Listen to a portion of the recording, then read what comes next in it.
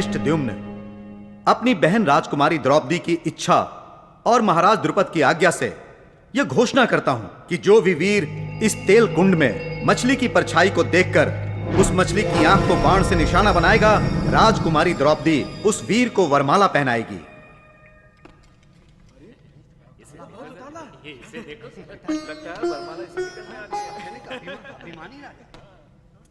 हे ईश्वर रक्षा करो, हे प्रभु रक्षा करो।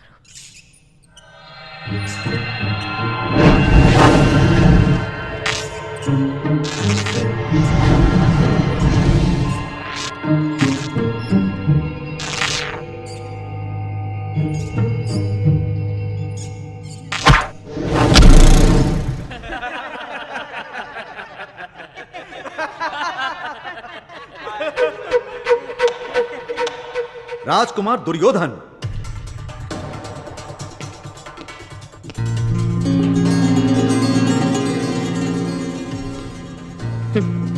लाक्षागृह का निर्माता, पांडवों का मृत्युदाता। जीवन और मरण तो ऊपर वाले के हाथ में है। हे ईश्वर रक्षा करो, हे प्रभु रक्षा करो।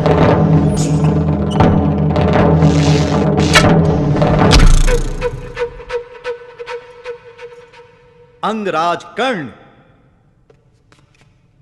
भैया, इनसे कह दें कि ये स्वयंवर में भाग नहीं ले सकते। ये सारथी पुत्र हैं। ये दानवीर है, इससे बड़ा दानवीर और कोई नहीं।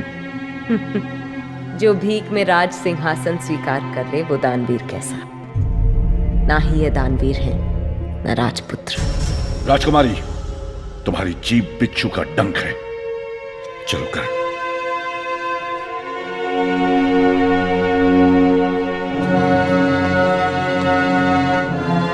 आप आज्ञा दें तो मैं प्रयास कर देखूं।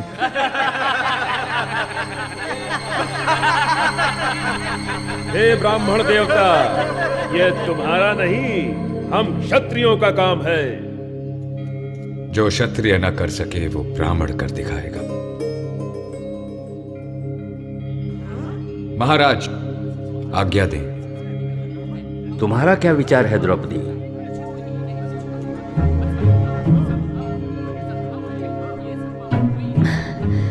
मुझे कोई आपत्ति नहीं। यह नहीं हो सकता, यह क्षत्रियों का अपमान है। देखते क्या हो, उठा लो द्रौपदी को।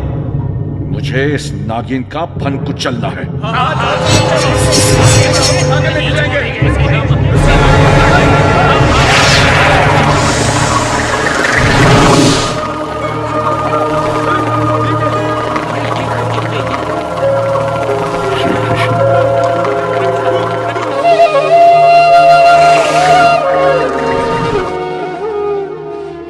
हमारे सगे संबंधी होकर एक पराये ब्राह्मण का पक्ष ले रहे हैं।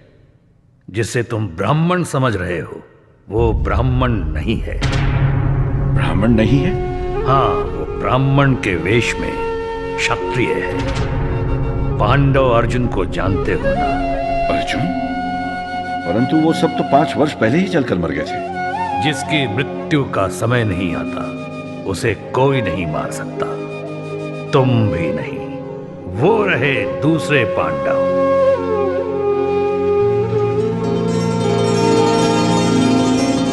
अब पांडव राज सिंहासन पर फिर अपना अधिकार जताएंगे। इस स्वयंवर में भाग लेने के लिए अर्जुन को मैंने ही कहा था। अर्जुन अवश्य ही जीतेगा।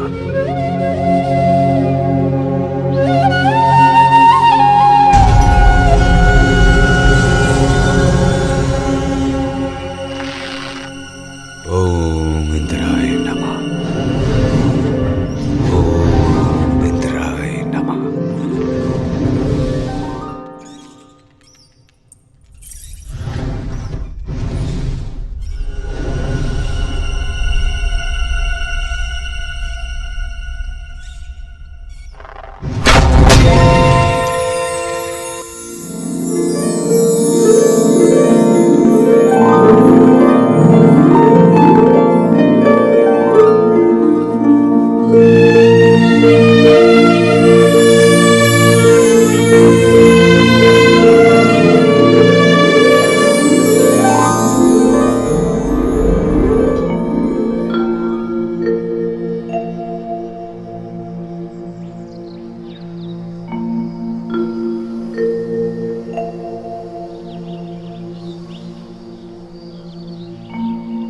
माताजी, देखिए आपके लिए क्या लाए हैं। मुझे क्या दिखाते हो?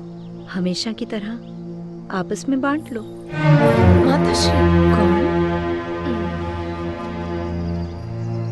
ये आपने कैसी आज्ञा दे दी?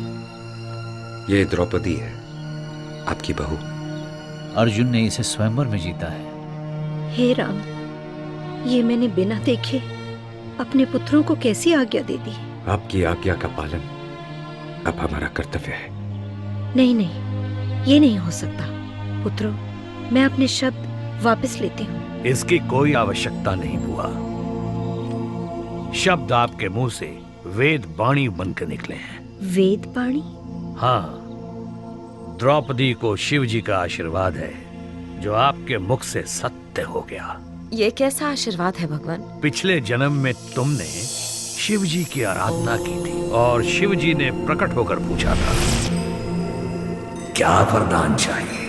पति देहि, पति देहि, पति देहि, पति देहि, पति देहि। तुम्हारे मुंह से 5 बार निकला था। भोलेनाथ ने तथास्तु कह दिया और कहा कि तुमने 5 बार पति मांगे हैं। अगले जन्म में 5 पति प्राप्त होंगे।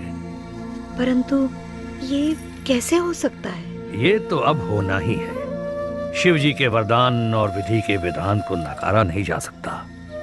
द्रौपदी अब 5 पांडवों की पत्नी है। माताश्री, अब आप निश्चिंत हो जाइए। ये तो सचमुच विधि का ही लिखा है। युधिष्ठिर। हाँ मुरलीधर। द्रौपदी ने तुम्हारे लिए अपना राजमहल छोड़ा है। अब तुम सबका ये कर्तव्य है कि इसे फिर राजमहल में ले जाओ। इतने वर्षों में तुमने दिव्य शस्त्र भी प्राप्त कर लिए और शक्तिशाली राजाओं को भी अपने साथ कर लिया है। अब समय आ गया है कि हस्तिनापुर जाकर तुम अपना अधिकार मांग लो। जो आज्ञा प्रभु।